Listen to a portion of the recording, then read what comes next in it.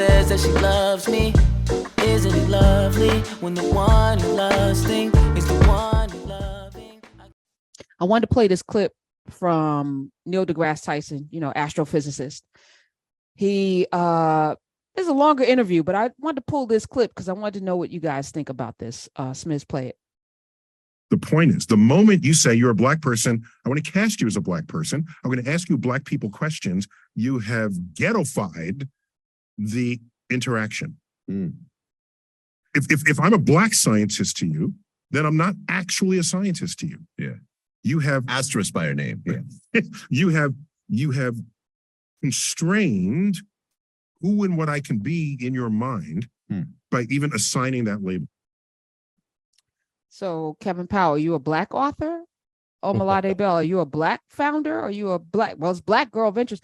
I had this conversation at BlurCon about Afrofuturism and the future of Black creativity. And I was like, why not just the future of creativity? Because we were here in the beginning. We're going to be here at the end, Alpha and Omega. We created creativity. We're going to end creativity. It all, like, why I got to put Black in front of it? Black girl magic and Black boy joy. It's joy in our bodies, and it's enough. Like, I want to reject all of the labels. Am I wrong? Is Neil deGrasse Tyson wrong? I'll start with you, Kevin. I'll start with you. Oh, I'm a Black writer. I'm a Black artist. I'm a Black business person. And unapologetically so. I think I'm with Toni Morrison. I don't need to center whiteness or white supremacy.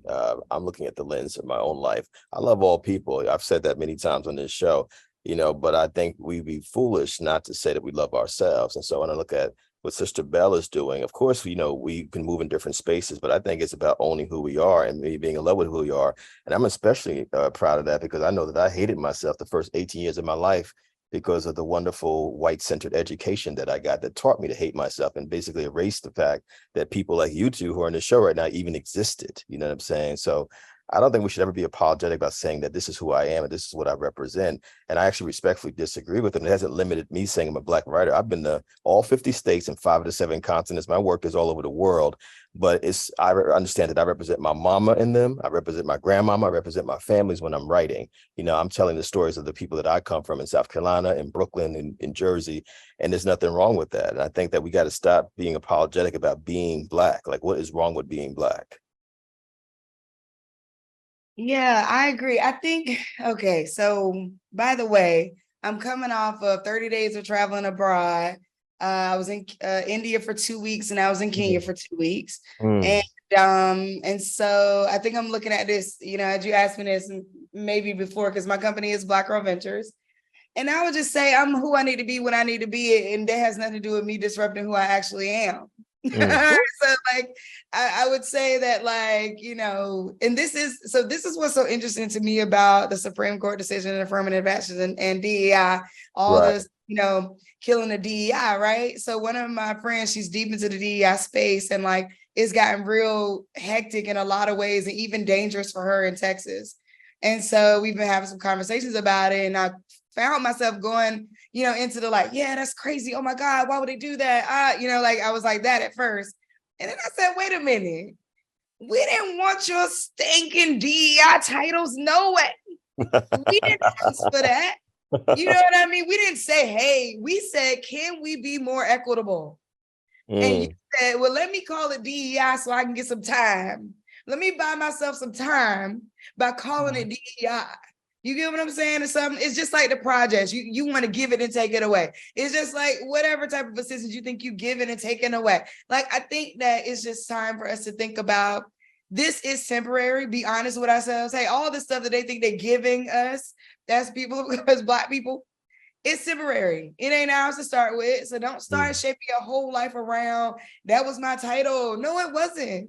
It wasn't yours to take away. It wasn't yours to give. We asked for equity. And now the timeline on equity just moved up. Okay, so if you're going to take it away, cool, take it. Now so now what you're telling me is I don't got to say Black, cool, what's up? Why you not letting me in now?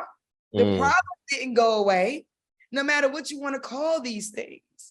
So call it what you want to call it for the privilege that I need at the time to be able to get where I'm trying to go. But at the end of the day, I got to be centered, similar to what Kevin is saying. I got to be centered on who I am. I got to know that this ain't real. I got to know that y'all over here tripping and I need to hold to who I really am. I need to know that I'm not anchored to this country. I need to know that I got power to move about the cabin if I need to, right? And I think that is what it's more about for me. All right. Yes. I feel like we have these conversations and we demand, agreements or conflict, right? And I feel for Neil deGrasse Tyson, he's very clear that he doesn't want to be a Black astrophysicist. He wants to be an astrophysicist. And I don't blame him. And science is one of those spaces that has no color and no, he and I have actually had discussions, very heated discussions around God, when he was the curator of the Hayden Planetarium. It's a beautiful, if you can get yourself or your child into that space and imagine the world at its formation and that installation that they have there, it is breathtaking. But at the end, I was like, okay, so you don't believe that there was a God. So the Big Bang had a catalyst. What was that? So we were having that conversation. I don't even want to, dance with him intellectually on the science tip because he's got that. But I feel like we should be able to have these spaces that represent us. To your point, Kevin, to your point, Omi, if this is what the way you roll hard in it, roll confidently in it, like be 100% authentic, but not juxtaposed to somebody else's image of who you are and what you are. So that's once you define that for yourself, yeah. And I think, as I was listening to Sister Omi speaking, like I'm thinking about the history of great Black scientists, great Black entrepreneurs, great Black authors. When we start to say, well, I'm just me, Kevin Powell, it's like, am I going to divorce myself from Nikki Giovanni, Maya Angelou, Baraka, Langston Hughes, Zora Neale Hurston? I'm going to divorce myself from Harriet Tubman, Ida B. Wells as an activist, Garvey, Malcolm, Fannie Lou Hamer. I'm like, I don't operate in some vacuum. Because of them, I actually exist. And so I'm carrying on that tradition. And like when you start saying that, well, I just want to be a writer, I'm clear. I can quote Shakespeare with the best of them. I love Edgar Allan Poe in high school. I can quote all of that stuff because I was bombarded with it. But once I discovered Zora and Langston, it was on and popping in a different kind of way. You know what I mean? And I began to realize that the Geechee Gullah that my mom and them speak in South Carolina is as beautiful poetry as that stuff they was teaching us through Shakespeare in high school. It's equally important. That's what I'm talking about. But when you start saying, well, I actually think he's doing the ghettoization by the fact that he's bringing it up. Don't call me Black. I'm like, man, come on now. It ain't an either or. And I think Americans, and only you travel like I do overseas, we get caught up in America. And it's either or thing. Are you Black? Are you this? No, I'm an African person. I'm very clear about that. So I'm a Black person. I'm unapologetically Black. I'm Black, as my wife would say. But I'm also a human being. Why does it be either or? It's both. And just like Omi said, I can move in different spaces. But what I'm proud of is that when I move in these spaces, because I go overseas just like she does, you see how people love Black culture, Black history. And they will tell you, this is how the Civil Rights Movement inspired us in Japan, in India, in Wales. You feel what I'm saying? Because if you travel, you begin to realize, damn, what we created here in this part of the world has resonated all around the globe because we're Black, not because we're a human being. I got a question though, because I love that. And does like remembrance of history also have to always be a part of like how we articulate the future? So for example, when we talk about, all the authors that you just mentioned, were they, were people fighting for us to continuously have the separation of Black? And this is just me thinking as a conversation. For example, when we say like, you need to vote because, our ancestors fighting for you to vote, did they mean vote for Trump? You know what I mean? Like, or did it just mean vote? Right? No. At what point though, there's something to what he's saying, because he's not talking to Black people. He's saying that to white people. He's not saying that to us. He's not saying, hey, Black people, don't call yourself Black. He's saying, hey, white people, stop calling me Black because I am the expert that I am and note me as that and stop trying to categorize me. That's how I took it. Like, you're not talking to me. You're not telling me, hey, don't name your company Black Girl Ventures. You don't know what I'm up against. What he's up against, I'm not up against, maybe in the world of science. So I think he's speaking to like his audience, which really may not be us in the whatever fight he's speaking to. But I think if you look at the three of us on this call, we've been in rarefied spaces. And so we know exactly what he's talking about. I think it's about making a choice. I personally think it's a matter of, I love myself as a Black person.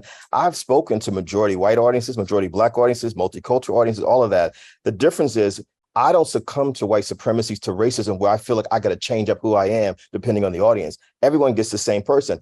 It's about love, it's about peace, it's about compassion, kindness, but I'm certainly going to talk about the history, because until oppression, racism, sexism, homophobia, transphobia, ableism, classism, all of it is gone. If we have an awareness, what we call in these times, as y'all know, wokeness, or we should call consciousness, then I do think we have a moral and spiritual responsibility to our ancestors and to history to say, hey, in 2023, yep, Kevin Powell got 16 books. Yes, Sister Army just came from India, but guess what? While we may be doing well individually, look at Southeast DC, look at Eastern York, Brownsville, Brooklyn, look at the Ninth Ward of New Orleans. Look at why does all this massive poverty that Dr. King was talking about, the same poverty that created hip hop 50 years ago, why does this exist? And that's where our responsibility comes in, I feel. And when you're doing all this emotional acrobatics, trying to tell people, don't call me a black this or call me a black that, to me, it's a form of self-hatred. I'm just going to call it what it is. I don't care how accomplished you are.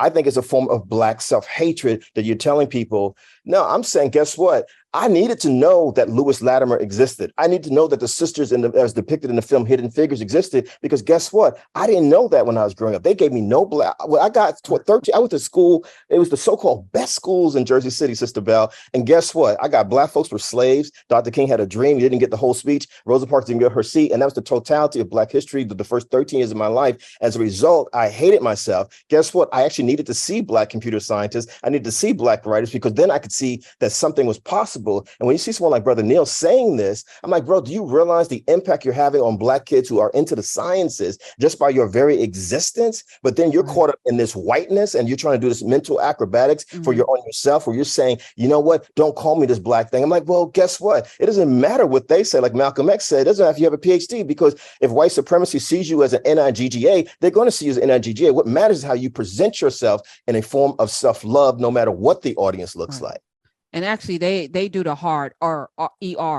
They're not doing the A. 866-801-8255. Omi Bell is here. Kevin Powell is here. And I want to answer your question differently. I was at BlurCon this weekend on a panel talking about Afrofuturism. And in the room it was packed. It was a few hundred people in this room. A lot of young people, a lot of kids, a lot of little babies too. They didn't know the history. Like Dr. Senyata said, you're talking about the Little Mermaid, but what about Yemiya? What about Mama Wata? Those mythologies are so much, or maybe they're real, so much more powerful, those stories. But the Little Mermaid, Ariel, all of the Marvel characters, but you don't know the origin stories of Thor. Before Thor, there was an African god with a hammer, who's telling those stories? And I remember studying Greek and Roman mythology in high school, like it was my thing. And I was so into the Iliad and Odyssey and Homer and all of that, and studying Latin. And I think about that now and how crazy it is. I didn't learn Meta Nature. I didn't learn all of the languages and the kingdoms of Timbuktu, all with their own powerful dynastic, stories that weren't told to me. I imagined myself, Helen of Troy, to this day, I use the Trojan horse as a measure of how I move in the world. Like I'm always going to come in one thing and then unleash something else inside once I get in. But I'm like sad at the same time. We have to know our history, because that's the connected thing that is missing. And the reason why they're erasing it is because they know the power is why they wouldn't let enslaved people read during slavery. And it's why they're erasing history today, because if we talk about the history, then we're going to live it differently. We're going to walk differently, because we know that we don't come from people in the holds of ships. That's not our. Something you said is very powerful. I don't think we should guilt trip people about voting, stuff like that. Even one of the calls earlier, Karen, was like the first question I asked young black men, if you vote. I think that's not the way to do it. I think we should meet people where they are. You come with love.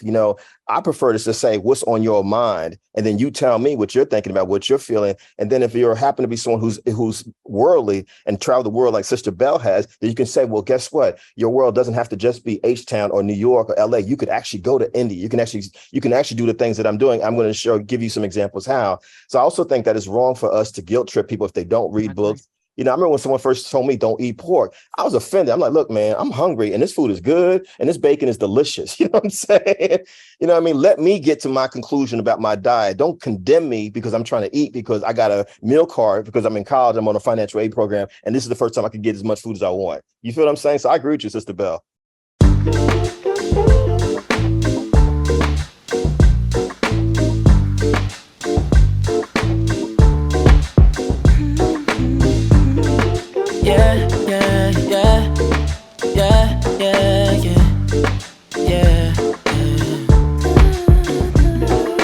my fingers through her hair as she smiles and says that she loves me.